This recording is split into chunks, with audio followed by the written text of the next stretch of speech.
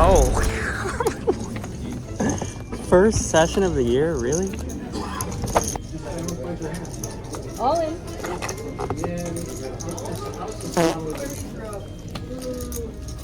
All right, fellas, I've got bad news, and I just have bad news. I know I've teased a challenge I was going to do at the beginning of 2025. I started to do it, and it kind of took it out of me mentally, so I decided I'm not going to do it. What it was going to be was a low-stakes 50K challenge, but a few things I realized started to happen is I felt the need to play more and to win every time and to record every session. And I really wasn't having a good time, so I'm just going to get back to having a good time, focusing on playing my best game and enjoying the game we love. So this is the beginning of the 2025 sessions, and we are really close to 2K subs. Like, we could probably get there this video, so you guys could leave a sub, leave a like, really helps the channel, much appreciated. Enough of the talk, let's get into the vlog. All right, so first hand, I opened King Jack from the hijack to 15 and get calls from the big blind and under the gun to a flop of 10 Queen Jack Rainbow. Now, we have a pair and an open ender, but I do think there's just a lot of hands that aren't going to fold, and we're either way ahead or they have a ton of equity, so I don't actually think there's a point to betting. So when it checks to me, I check as well. The turn is the 5 of clubs. Doesn't really change anything, and it checks to me again.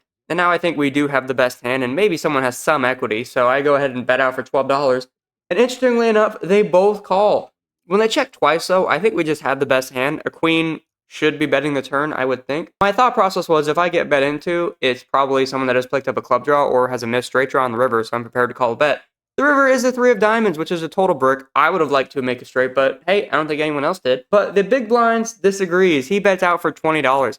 Under the gun fold, and my thought process right as the turn completed was that I was going to call a bet because I didn't see a better hand checking twice. So I do. And what does he show? He shows ace queen. So really well played from him. I wonder if that was a value bet or a blocker bet. But anyways, really good play by him. But then look down at pocket tens. And pocket tens, people, when you ask you what's your favorite hand, I used to say aces. Now I just say pocket tens because it's like a 70% chance I flop a set, I turn a set, I river a set. I don't know what it is about pocket tens, but that is the hand that I have run the best with over the last year. And surely, because I ran good in the past, I'm going to run good in the future. So I open up to 15 and get a ton of calls to a flop. Who would have guessed? Of 10, 7, 3. We flopped top set with our first pocket pair of the year. That's awesome. And who would have guessed it's pocket tens? I have the nuts here. And when it gets to me in the +2, typically I used to check boards like this multi-way where there's just really not unless someone has 8-9 specifically, there really is no hand I really care about. But it's multi-way. The pot's already big. I want to bet small and incentivize people on a board that I likely have locked up, especially at the board pairs. So I bet out for $12 and everybody calls. The turn is not my favorite. It's the Jack of Diamonds, so the main draw 8-9 suited we were worried about gets there. That being said, I still think it's worthy of a bet because now there's a ton of gutters and everything, and the pot's getting bigger, so I sized up a bit to $55. And surprisingly, everybody folds.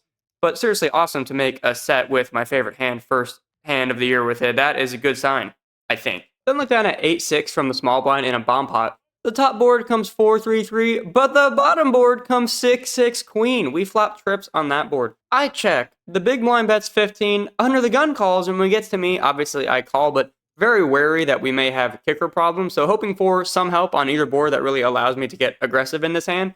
That doesn't come. The turns are the Jack of Diamonds and the Deuce of Clubs, so no help to us. I check again. The big blind bets out for 20, and then under the gun raises to 100.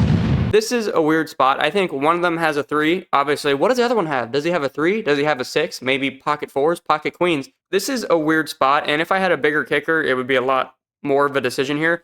With an 8 high kicker, there's a lot of times where we're drawing incredibly thin and to chop nonetheless because the other guy's got a 3. So I think this comes under the category I've been using lately of I don't need this because I really don't need this right now. So I end up folding. And we learned, although it felt like a really good fold, and I think it was still, one of them, the big blind, shows Jack 3, so we turned a boat. Under the gun shows 3-5, and they end up getting it all in. And the big blind scoops, so bad fold by us, but I'm still pretty happy with it. Moving on to the next hand, I look down at pocket kings under the gun. I pop it up to 15, and a guy just goes all in for 101. And then the lady right to his left goes into the tank a little bit, and she eventually calls the 101. I have like 244 in my stack. I don't think there's anything to do here, right? I'm all in, and then this happens. He's all in also.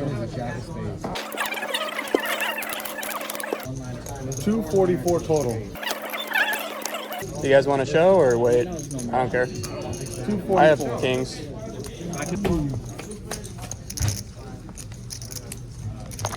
Oh. First session of the year, really? We have aces and eights for the whole thing. Really? Yep. First session of the year. This was all in the first hour of me being at the table. We run kings into aces. That guy just jams for 101. She tank calls. I rejam. She tank calls again. No maliciousness in it, really. I mean, she was clearly very new to poker. After the hand ended, she was talking about how brave she was, and the table was congratulating her for making such a great call. I'm just sitting there. All I can think about is Vegas and shooting myself in the face. Not really, of course. But I actually ended up leaving. We were in for 300, out for 0, our first session of the year. Those of you that remember the Copa Club, I told myself, hey, no more being an idiot. When you're on tilt, just leave.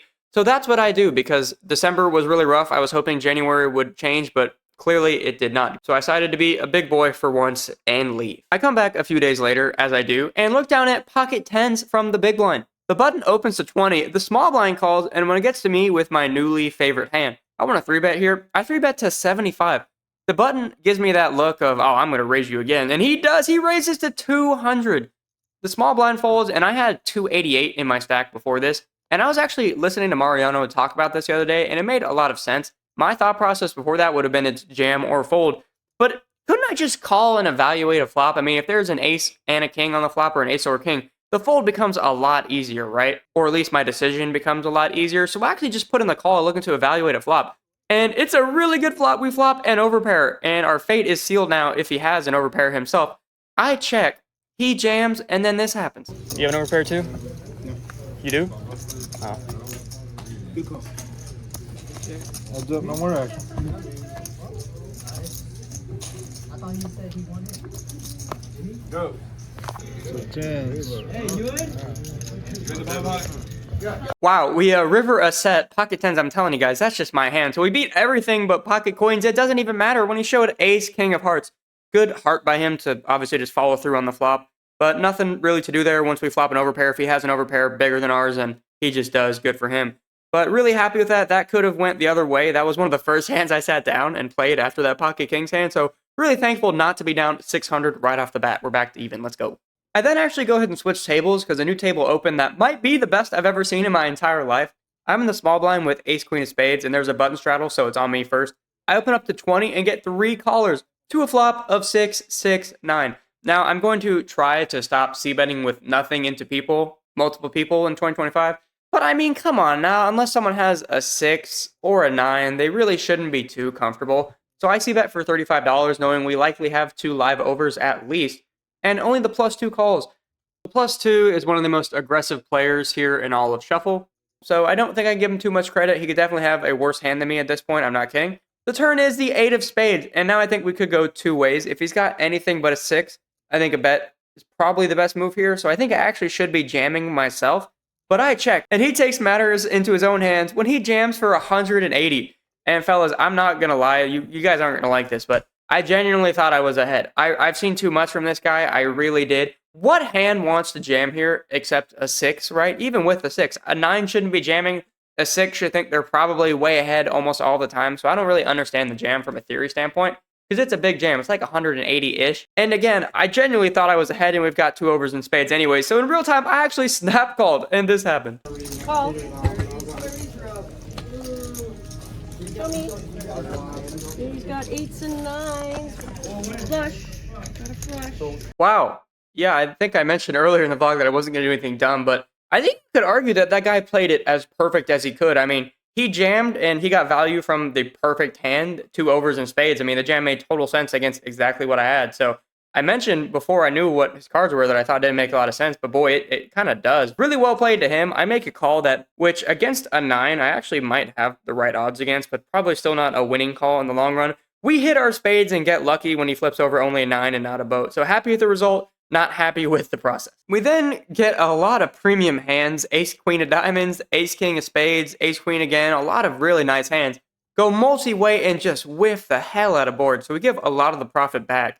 And then that leads us into this next hand with ace queen again against the same guy, but it's like an hour and a half later. I open up to 20, and we go way multi-way to a flop of ace, queen, 7 with 2 diamonds. We have top 2 pair. There's no reason to slow play this. Ton of people, a lot of draws. I bet out for $50, and only the button the guy from the last hand calls. The turn is the king of clubs.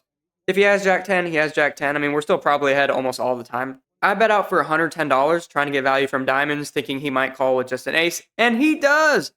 The river, all I'm thinking is, please no diamond, please no diamond.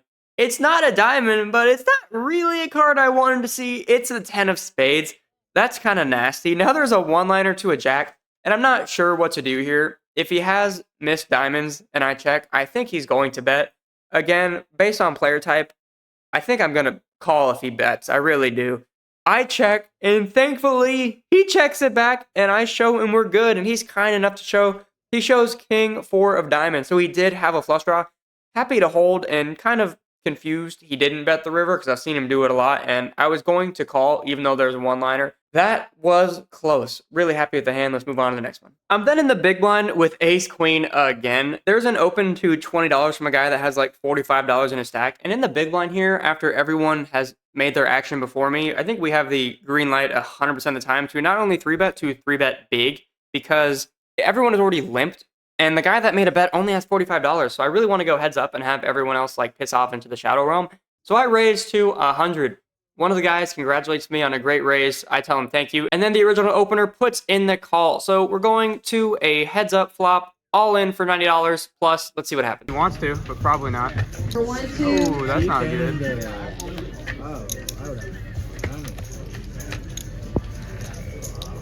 We end up winning with ace high when he mucks. So that is the last hand of that session. We were in for 300, out for $866 for a win of 566.